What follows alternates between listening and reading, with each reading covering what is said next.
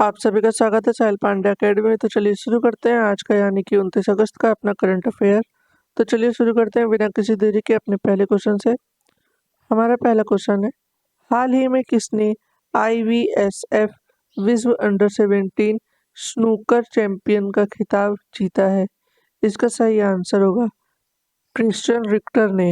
हमारा अगला क्वेश्चन है, हाल ही में TCS ने डिजिटल नवाचार को बढ़ावा देने के लिए कहाँ पेस स्टूडियो लॉन्च किया है? इसका सही आंसर होगा फिलीपींस में। हमारा अगला क्वेश्चन है, हाल ही में किसने बेहतर खरीदारी के लिए AI असिस्टेंट रूफस लॉन्च किया है? इसका सही आंसर होगा अमेजॉन। हमारा अगला क्वेश्चन है, हाल ही में कहाँ कागज रहित परिषद बैठकों के लिए ई कैबिनेट प्रणाली लागू की जाएगी? इसका सही आंसर होगा आंध्र प्रदेश। हमारा अगला क्वेश्चन है, हाल ही में किसे नया NSG महानिदेशक नियुक्त किया गया है?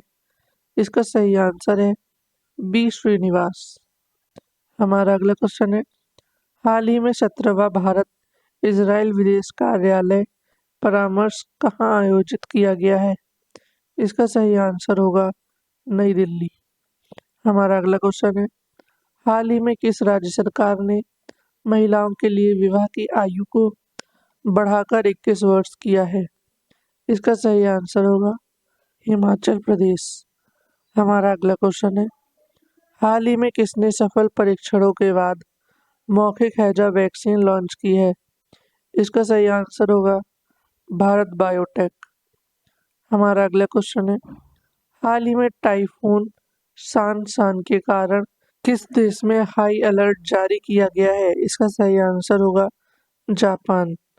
हमारा अगला क्वेश्चन है, हाल ही में किसे रेलवे बोर्ड का अध्यक्ष और CEO नियुक्त किया गया है? इसका सही आंसर होगा सतीश कुमार को।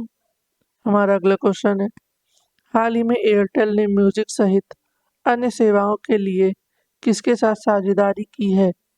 इसका सही आंसर होगा एप्पल।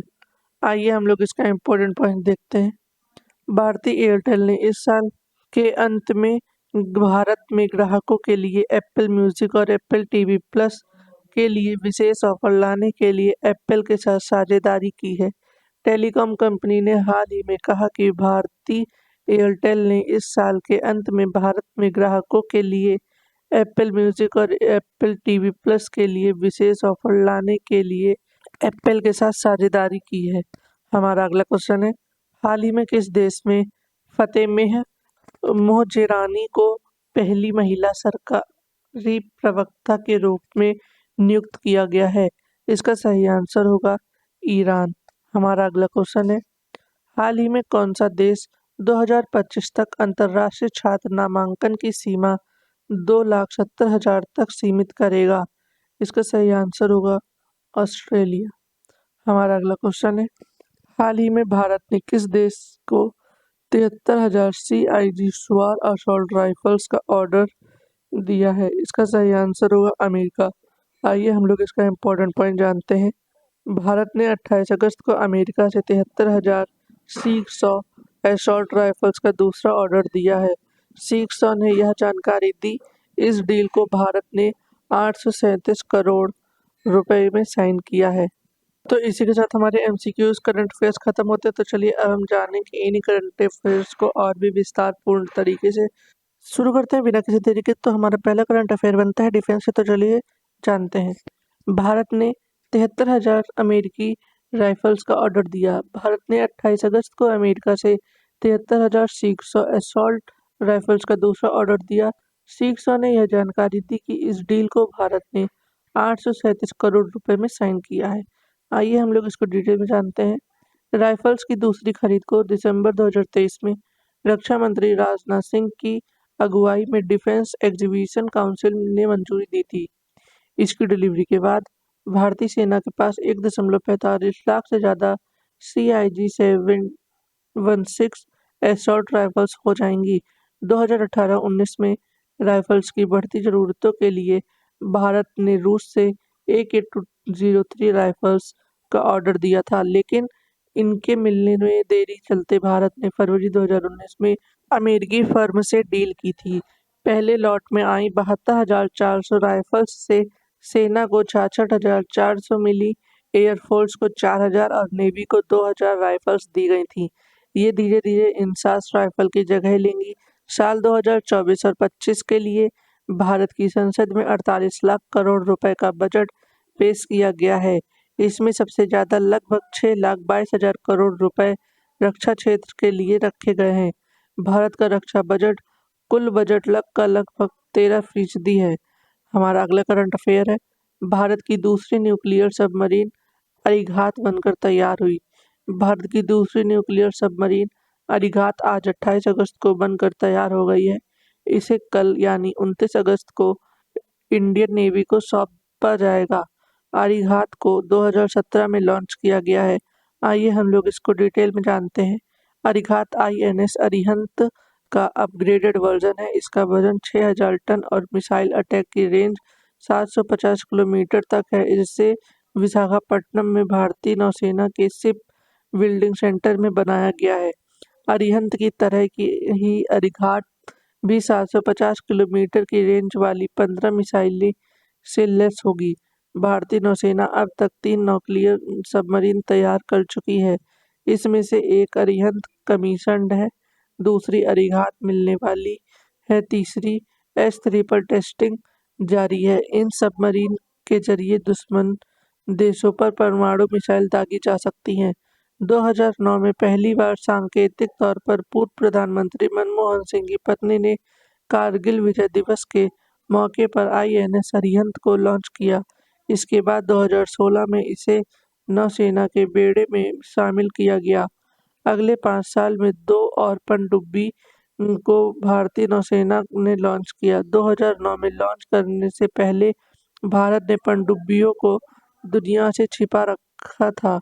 1990 में भारत सरकार ने ATV यानी एडवांस टेक्नोलॉजी वेसल प्रोग्राम शुरू किया था। इसके तहत इन पनडुब्बियों का निर्माण शुरू हुआ था। हमारा अगला करंट अफेयर है अपॉइंटमेंट से, तो चलिए जानते हैं। सतीश कुमार रेलवे बोर्ड के पहले दलित अध्यक्ष और CEO बने। 27 अगस्त को Indian railway management service engineers अधिकारी सतीश कुमार को रेलवे बोर्ड का नया अध्यक्ष और CEO बनाया गया। वह रेलवे बोर्ड के अध्यक्ष बनने वाले पहले दलित हैं। सतीश कुमार रेलवे बोर्ड की मौजूदा CEO जय वर्मा सिन्हा की जगह लेंगे। जया 31 अगस्त को रिटायर हो रही हैं। आइए हम लोग इसको डिटेल में जानते हैं। सतीश कुमार 1986 बैच के Indian railway service of mechanical engineers अधिकारी हैं।